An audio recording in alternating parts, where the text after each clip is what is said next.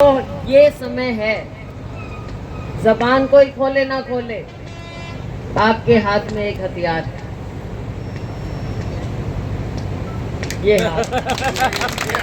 Very good, very good, very good, very good. ये हथियार है, हाँ जी, इसी से आपने बटन दबाना है ठीक है। और इस हाथ से, हाथ के निशान पे आपने बटन दबाना है।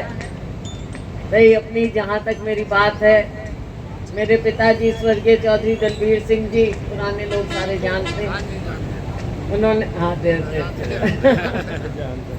बहुत बहुत धन्यवाद। उन्होंने लंबे अरसे तक, आपने उनको मौका दिया और उन्होंने आपकी सेवा की और उनके बाद आपने मुझे भी मौका दिया। तो साथियों, एक बार फिर आपके दरबार में हाजिरी लगाने आई हूँ कि आप फिर से मौका दें ताकि हम उसी तरह से एक परिवार बन, जैसे पहले थे, हैं और रहेंगे।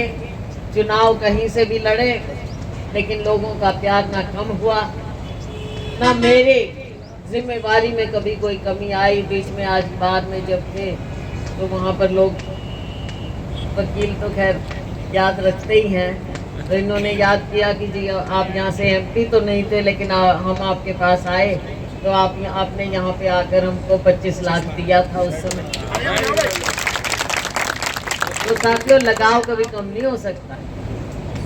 बाकी राजनीति में चलो समय के मुताबिक चुनाव कभी कहीं से लड़ना पड़ता है, कुछ भी होता है, लेकिन लगाव कम नहीं होना चाहिए और अपना लगाव हमेशा बाकायदा जिंदा रहा है। भगवान की देन, भगवान की मेहर, भगवान ने हमेशा, भगवान ने आज आदेश किया आप लोगों का।